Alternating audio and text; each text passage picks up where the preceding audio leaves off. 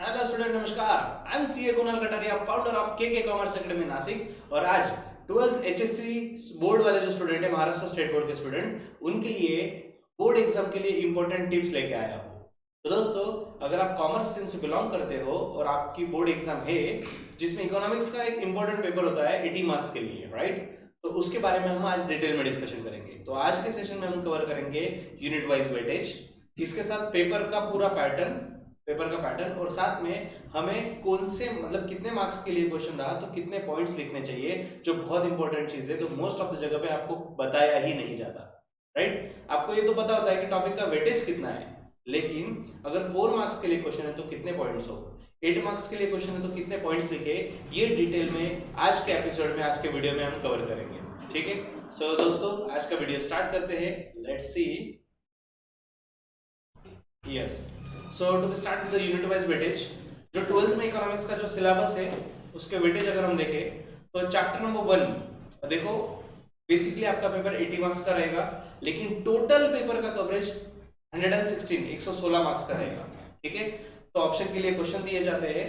तो with option अगर हम सोचे तो चैप्टर नंबर 1 जो है इसका वेटेज 10 मार्क्स का है। Chapter number 2 utility analysis for 10 marks. Chapter number 3A demand analysis 12 marks के लिए है। Chapter number 3B elasticity again 12 marks के लिए। दोस्तों, ये बहुत ज्यादा इंपॉर्टेंट है, डिमांड, और वो दोनों भी टॉपिक डिपेंडेंट है, डिमांड एनालिसिस और इलास्टिसिटी ऑफ डिमांड। अगर आप ये दोनों अच्छे से कर लो तो 24 मार्क्स का कवरेज हो रहा है आपका। 24 मार्क्स बहुत बड़ी बात होती है। ठीक है, next supply analysis for 10 marks. Forms of market, ये भी 10 मार्क्स के लिए है। इंडेक्स नंबर, इसका वेटेज 11 मार्क्स का है। नेशनल इनकम 12 मार्क्स के लिए। Public finance in India again for 12 marks. Money market and capital market 11 marks के लिए, और फॉरेन ट्रेड है 6 मार्क्स के लिए। ठीक है, अगर आप ये देखो तो आपके माइंड में आएगा कि सबसे कम वेटेज इसका है तो ये करना ही नहीं चाहिए। दोस्तों, लेकिन टॉपिक भी बहुत छोटा है और 25% सिलेबस रिड्यूस्ड कर दिया गया है, इसकी वजह से बहुत लिमिटेड कंटेंट बचा है जो 6 मार्क्स के लिए पढ़ना वर्थ है। ठीक है दोस्तों, इसमें एक इंडेक्स नंबर जो है 11 मार्क्स के लिए टॉपिक। 11 मार्क्स में से कंपलसरी एक इसका सम प्रैक्टिकल क्वेश्चन तो पूछा जाएगा। इंडेक्स नंबर जो फिशर या पाश्चे, ये जो दो फॉर्मूले, इस पे ही क्वेश्चन पूछने के चांसेस ज्यादा है, जिसमें 4 मार्क्स का प्रैक्टिकल क्वेश्चन तो आएगा ही आएगा, और 4 मार्क्स का सम दूसरे टॉपिक पे है ही नहीं प्रैक्टिकल क्वेश्चन, तो चांसेस है इस पे क्वेश्चन बनने के। तो 11 में से 4 तो कंफर्म हो गए, तो 7 मार्क्स के लिए टॉपिक पढ़ना है, बहुत जरूरी है। और पाश्चे और फिशर, ये दोनों फॉर्मूलाज परफेक्ट कर लेना, इसके प्रैक्टिस अच्छे से कर लेना, 4 मार्क्स कंफर्म रहेंगे उस पर। ठीक है, तो दोस्तों, अगर वेटेज वाइज देखें तो ऑफ कोर्स सब टॉपिक्स का वेटेज एक मीड है, मतलब 6 मार्क्स से लेकर 12 मार्क्स तक इसी रेंज में है।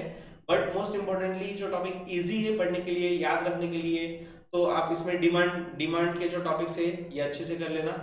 ठीक है, साथ में public finance in India, national income 12 marks. So अगर ये 4-5 टॉपिक भी अगर आप देखो, मैंने जो मार्क किए हुए 5 टॉपिक, तो 12 प्लस 12 प्लस 12 प्लस 12 48, और ये 11, ये हो गए 59। मतलब ऑलमोस्ट आपका पेपर कवर हो गया इसमें, क्योंकि 80 मार्क्स का पेपर, 20 मार्क्स तो ऑब्जेक्टिव है, तो बचे 60 मार्क्स। तो 60 मार्क्स का नियर अबाउट इसमें कवरेज हो रहा है। ऑफ कोर्स ऑब्जेक्टिव में भी ये टॉपिक्स पे क्वेश्चन रहेंगे, बट ये टॉपिक ज्यादा इंपॉर्टेंट है, तो आप रिवीजन करते time, of course first reading में तो आपको सब कुछ करना होता है, लेकिन जब आप second time, third time revise कर रहे हो, या फिर आप डे बिफोर एग्जाम, हम एग्जाम के एक दिन पहले सब कुछ करने का सोचते हैं जो प्रैक्टिकली होता नहीं है, राइट। तो ऐसे सिचुएशन में आपको कहीं ना कहीं कैटेगरी सिलेक्ट करनी पड़ती है, ABC। तो प्रायोरिटी में ए कैटेगरी में ऐसे टॉपिक दो जिसको हायर वेटेज है, बी कैटेगरी में जो 10-11 मार्क्स के है, और सी कैटेगरी में ऑफकोर्स 6 मार्क्स वाले टॉपिक। ठीक है, 6 या 10 या उससे बिलो जो वेटेज है वो लोएस्ट, मतलब सी कैटेगरी में रहेंगे। तो एग्जाम के एक दिन पहले अगर वो रिवाइज नहीं भी हुए तो भी कोई इशू नहीं है। ठीक है, और पैनिक मत होना कि पूरा सिलेबस मेरा एक दिन रिवाइज होना ही चाहिए था और नहीं हुआ। पैनिक होने की जरूरत नहीं है। अगर आपने साल भर मेहनत की है तो एक दिन पहले ही सब कुछ रिवाइज नहीं भी हुआ तो भी आप अच्छे से पेपर लिख पाओगे। ठीक है, तो ये हो गया वेटेज। अब वेटेज के बाद हम जाते हैं पेपर का फॉर्मेट, जो है 80 मार्क्स का जो पेपर रहेगा उसका स्ट्रक्चर कैसा रहेगा। तो फर्स्ट ऑफ ऑल 20 मार्क्स, जो आपके पेपर में 20 मार्क्स रहेंगे ऑब्जेक्टिव के लिए।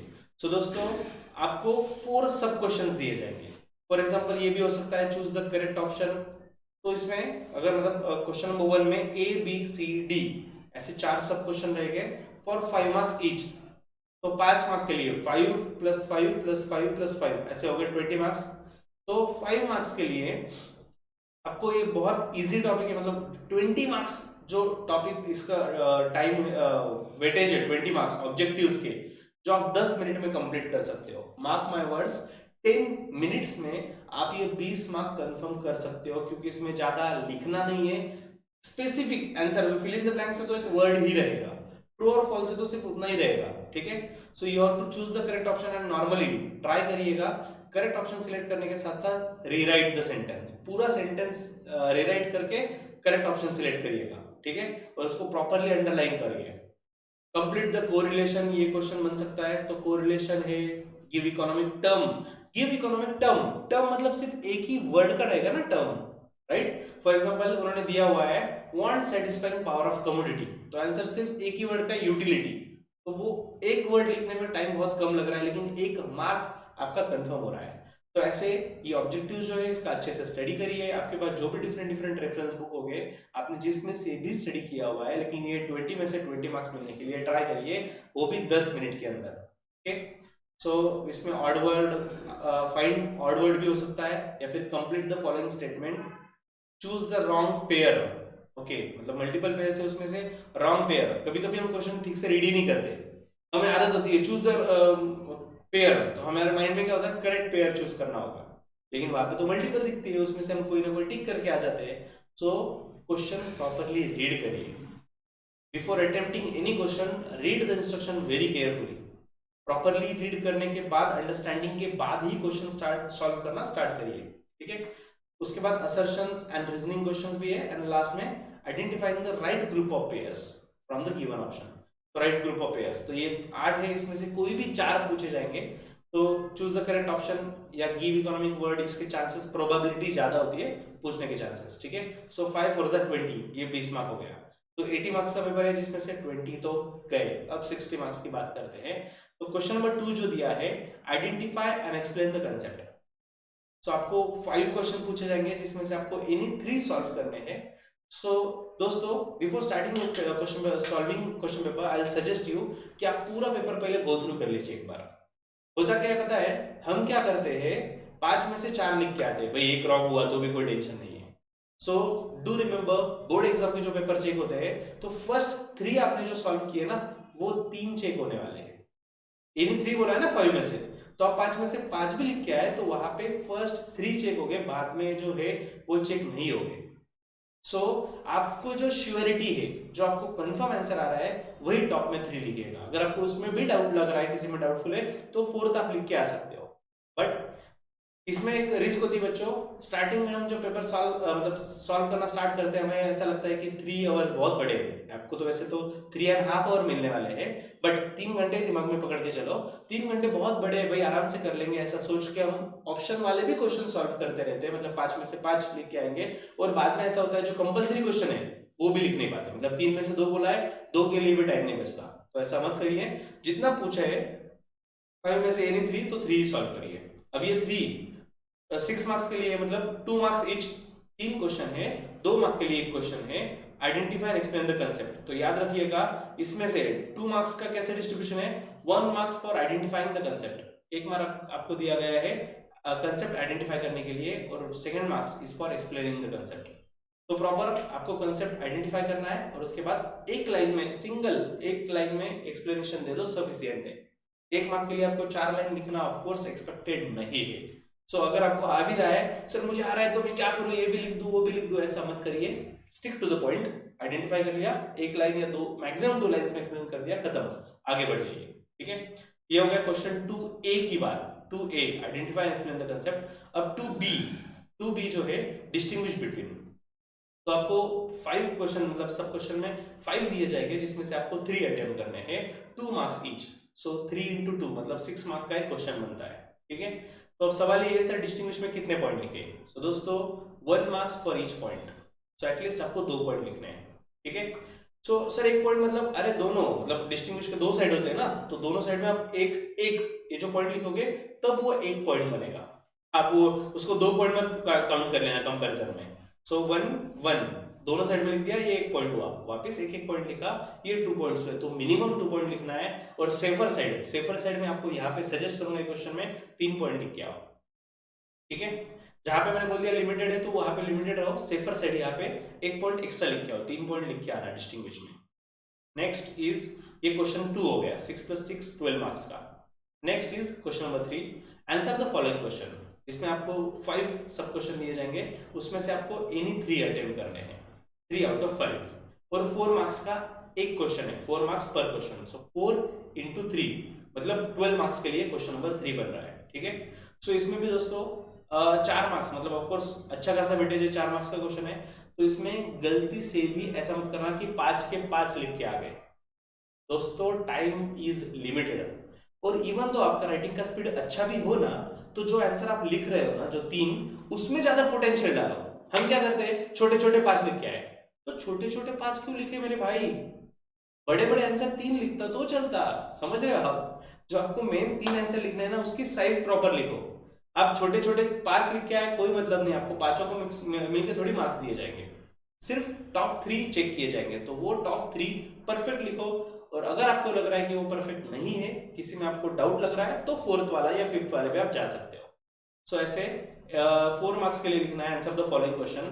अब सवाल ये है कि 4 मार्क्स के लिए कितना लिखा जाए, तो normally 1 mark for each point, तो हर पॉइंट के लिए 4 मार्क्स है, तो एटलीस्ट 4 पॉइंट्स आपको लिखने हैं। और यहाँ पे भी मैं आपको सजेस्ट करूंगा सेफर साइड 1 या 2 पॉइंट ज्यादा लिख के आओ, कोई दिक्कत नहीं है, आंसर का साइज बड़ा होना चाहिए, ठीक है। Next question number 4, question number 4 में आप देख सकते हो, state with reason whether you agree और disagree with the following statement. Agree या डिसएग्री 1 मार्क के लिए पूछा ना, यहाँ पे तो 4 मार्क का है, मैं बात आपको बता रहा हूँ ट्रू और फॉल्स जैसा। 1 मार्क के लिए हो तो सिर्फ आंसर लिखना होता है, लेकिन 4 मार्क के लिए हो, 4 मार्क्स के लिए पूछा है, तो डेफिनेटली रीजन भी एक्सपेक्टेड है। तो आपको कोई भी 3 लिखने हैं आउट ऑफ 5 में से 3 लिखने हैं। सो 4 × 3 मतलब 12 मार्क के लिए क्वेश्चन बनता है, ठीक है। तो 12 मार्क्स के लिए एग्री और डिसएग्री, तो इसका 4 मार्क्स का डिस्ट्रीब्यूशन कैसा है आप देख सकते हो, ये रेड कलर में लिखा हुआ 1 marks each for stating agree और डिसएग्री। एग्री या डिसएग्री आपका रीजन सही है, मतलब आंसर सही है नहीं, उसके लिए 1 मार्क, और अगर वो आंसर सही है तो उसका जो एक्सप्लेनेशन है, करेक्ट रीजन आप बताओगे, एग्री है तो क्यों एग्री है, या फिर डिसएग्री है तो उसका रीजन क्या है, तो ये रीजन के लिए 3 मार्क्स रहेंगे, ठीक है। तो एग्री डिसएग्री सिंपल लिखने के बाद प्रॉपर, और वो जो रीजन लिखोगे ना, वो भी पॉइंटर में लिखना दोस्तों। पूरे पेपर में जहां पे भी आपको 2+ मार्क के जो क्वेश्चन है, 4 मार्क्स या 8 मार्क के जो क्वेश्चन है, आंसर पॉइंटर में ही लिखना। आप बड़ा बड़ा पैराग्राफ लिखते हो ना, तो चेक करने के लिए थोड़ा प्रैक्टिकली डिफिकल्ट हो जाता है, क्योंकि चेक करने के लिए हजारों पेपर होते हैं उनके पास। सो आप अगर पॉइंटर्स में लिखोगे, सिस्टमैटिकली लिखोगे, अगर जो कीवर्ड है, इंपॉर्टेंट वर्ड, उसको अंडरलाइन कर लोगे, तो डेफिनेटली आसानी से आपको मार्क्स मिलने में हेल्प होगी, ठीक है। चलो नेक्स्ट क्वेश्चन नंबर 5 जो क्वेश्चन नंबर है थोड़ा सा अलग है दोस्तों, मतलब इसमें आपको ऐसे रटना जरूरी नहीं है बुक में से, क्योंकि यहाँ पे क्वेश्चन कैसा है देखो, study the following table, figure, passage and answer the question in answer the question given below it. Okay, आपको क्वेश्चन में ही इंफॉर्मेशन दी हुई है, इधर आपको कोई टेबल वगैरह दिया जाएगा, जैसे डिमांड, सप्लाई, इलास्टिसिटी, ये टॉपिक्स में टेबल दिए हुए हैं, टेबल दिया जा सकता है, या फिर फिगर, जैसे कि डिमांड कर्व, सप्लाई कर्व, ये फिगर्स हो सकती है, पैसेज दिया हुआ है किसी इंफॉर्मेशन से रिलेटेड, इवन इंडेक्स नंबर का भी क्वेश्चन, जैसे इंडेक्स नंबर के लिए जैसे इंफॉर्मेशन दी जाती है, क्वांटिटी या फिर वैल्यू, जो भी इंफॉर्मेशन है, तो ऐसे टेबल, फिगर या कुछ दिया जाएगा, और उससे रिलेटेड आपको क्वेश्चन सॉल्व करने हैं। 4 मार्क के लिए ये क्वेश्चन आता है, ठीक है। So you have to solve any 2 out of 3, 3 में से सिर्फ 2 सॉल्व करने हैं। सो 4 × 2 मतलब 8 मार्क का ये क्वेश्चन है, ठीक है। अब इसमें प्रिकॉशंस क्या लेने, देखो, स्टिक टू स्पेसिफिक आंसर। यहाँ पे स्पेसिफिक आंसर मतलब यहाँ पे बहुत ज्यादा एक्सप्लेनेशन की जरूरत नहीं है, इवन दो 4 मार्क्स का क्वेश्चन है, लेकिन 4 मार्क्स का एक क्वेश्चन नहीं होता। फॉर एग्जांपल एक टेबल दिया हुआ है, ठीक है, तो टेबल देने के बाद नीचे सब क्वेश्चंस होते हैं, 2 या 3 सब क्वेश्चंस पूछे जाते हैं नॉर्मली। अगर 2 क्वेश्चंस रहे तो of course 2 marks each, 2-2 mark के लिए दोनों पूछे जाएंगे, तो 4 मार्क हो गए। या फिर अगर आपको 3 क्वेश्चन पूछे रहे, तो उसमें ऐसा रहेगा कि जो छोटे छोटे 2 क्वेश्चन है, फर्स्ट एंड सेकंड, 3 सब क्वेश्चन अगर पूछे हैं फिगर या डायग्राम या पैसेज के बेसिस पे, तो फर्स्ट एंड सेकंड जो क्वेश्चन होते हैं नॉर्मली छोटे होते हैं, एक एक सेंटेंस वाले, सिंगल मार्क्स के लिए, ठीक है। और जो थर्ड सब क्वेश्चन होता है वो 2 मार्क के लिए पूछा जाता है। तो ऐसे करके वो 4 मार्क्स का एलोकेशन होता है। तो दोस्तों वेटेज के हिसाब से आंसर लिखो। 1 मार्क 1 सेंटेंस सफिशिएंट है, लेकिन 2 मार्क्स है तो 2-3 सेंटेंस लिखना जरूरी है, ठीक है। और सबसे बड़ा सवाल, सबसे आखिरी और सबसे बड़ा सवाल, आंसर इन डिटेल। यस दोस्तों, 8 मार्क के लिए क्वेश्चन आता है, 8 मार्क्स ईच। तो आपको 3 में से 2 क्वेश्चन सॉल्व करने हैं, और यहाँ पे समझदारी बहुत ज्यादा जरूरी है। आपको एकदम प्रिकॉशन से प्रॉपरली डिसाइड करना है कि मुझे कौन से 2 सब क्वेश्चन प्रॉपरली सॉल्व करना है, क्योंकि इसमें रिस्क लेना नहीं, नहीं तीनों भी लिखते हैं, बहुत बड़े आंसर होते हैं दोस्तों, 2 to 3 पेजेस के आंसर हो जाते हैं। ओके, सो 2 पेजेस एक्स्ट्रा लिखना is actually a big task. So I recommend you, यहाँ पे स्पेसिफिकली आपके जो स्ट्रॉन्ग पॉइंट है, आपको जो 2 परफेक्ट आंसर आ रहे हैं, वही आंसर प्रायोरिटी में लिखना है, ठीक है। So any 2 out of 3, so 2 solve करने हैं। सो 8 into 2 मतलब 16 मार्क का एक क्वेश्चन है। तो सवाल ये है सर 8 मार्क के लिए कितने पॉइंट लिखे जाए, तो एज पर द सजेशन ऐसा है कि एटलीस्ट आपको 4 बड़े बड़े पॉइंट्स लिखने हैं या फिर 8 स्मॉल पॉइंट्स लिखने हैं। सो देखो किसी किसी आंसर में 8 पॉइंट्स होते ही नहीं है, तो अब क्या करें sir. So try to increase the size of the answer. तो साइज बढ़ाने के लिए क्या करें, अरे डिटेल में पढ़ो ना, अच्छे से लिखो, डिटेल में लिखो। और अगर कुछ नहीं याद आ रहा है तो सेम पॉइंट नीचे वापस एक्सप्लेन कर दो, जो ऊपर बताया था थोड़ा सा हेडिंग बदल के, थोड़ा सा वर्डिंग चेंज करके वापस एक्सप्लेन कर दो, लेकिन आंसर की साइज जोरदार होनी चाहिए। 8 में से 8 मार्क्स मिलना is actually a challenging task, लेकिन ये चैलेंजिंग टास्क हम कंप्लीट कर सकते हैं by proper writing the answer in points. Proper paragraph बनाओ, प्रॉपर पॉइंट्स बनाओ, 1 2 3 4 1 2 3 4 करो, पेज पलटने के बाद डायरेक्ट 6 7 शुरू कर दो अगर कुछ नहीं आ रहा है तो। लेकिन क्वेश्चन की साइज बढ़ाना बहुत जरूरी है, एटलीस्ट 2 पेजेस तो इसमें होने ही चाहिए। So 8 small points और 4 big points. I'll suggest even आपको बड़े बड़े पॉइंट भी आ रहे हैं तो 4 नहीं 5 तक जाओ, 5 या 6 तक जाओ, ठीक है। और अगर स्मॉल पॉइंट्स 8 आ रहे हैं तो सफिशिएंट है, 8 पॉइंट्स अगर आपने लिखे 3 3 4 4 लाइंस के सफिशिएंट है। तो दोस्तों थ्योरी सब्जेक्ट में मार्क्स मिलते नहीं है, किसने बोला मार्क्स नहीं मिलते। मार्क्स ना मिलने का रीजन क्या होता है, हम स्टार्टिंग में 2-2 मार्क्स के लिए 6-6 7-7 8-8 लाइन लिखते हैं, और जब एंड में पेपर का टाइम मतलब जब खत्म होने आता है ना, टाइम ही नहीं बचा सर क्या करें, 4-4 मार्क के क्वेश्चन 4-4 लाइन में खत्म कर रहे हैं, तो गलत बात है। स्टार्टिंग से प्रॉपर एकदम स्ट्रेटेजिक प्लान से जाओ, माइंड सेट कर लो कि हमें टाइम लिमिटेड है, वेटेज के हिसाब से हर चीज को टाइम देना है, तो definitely for sure paper complete होके ही रहेगा। इवन दो आपके पास 3.5 घंटे है, वो हाफ आवर माइंड में मत रखिए, 3 आवर्स ही आपके पास है, ऐसा सोच के चलिए, so that paper properly complete होगा, प्रॉपर प्रेजेंटेशन कर पाओगे। प्रेजेंटेशंस के टाइम पे ध्यान रखना, लाइन ड्रॉ कर लेना एक्स्ट्रा मार्जिन के पास, और एक एक्स्ट्रा लाइन फॉर राइटिंग सब क्वेश्चंस। और ट्राई करिएगा नॉर्मली एटलीस्ट ऑब्जेक्टिव्स के लिए, ट्राई करिएगा जो सब क्वेश्चंस है उसकी order that is sequence change ना हो। अगर आप ए सॉल्व कर रहे हो क्वेश्चन 1A फॉर एग्जांपल, तो उसमें 1 2 3 4 5 तो सीक्वेंस से ही होने चाहिए, उसको ऊपर नीचे मत करिए। ओके, सो प्रॉपर प्रेजेंटेशन अगर आप एंड तक मेंटेन रखना चाहते हो जो आपके स्टार्टिंग में था, तो उसके लिए आपको टाइम माइंड में रख के ही चलना पड़ेगा। अगर आप 20 मार्क्स के जो क्वेश्चन है 10 मिनट में खत्म कर दो, तो आपके पास अच्छा खासा टाइम बच जाता है बाकी सिलेबस बाकी लिखने के लिए। मतलब अप्रोक्सीमेट आप पकड़ के चलो, आपके पास 2.5 मिनट से पर मार्क, एक मार्क के लिए आपके पास 2.5 मिनट्स होते हैं।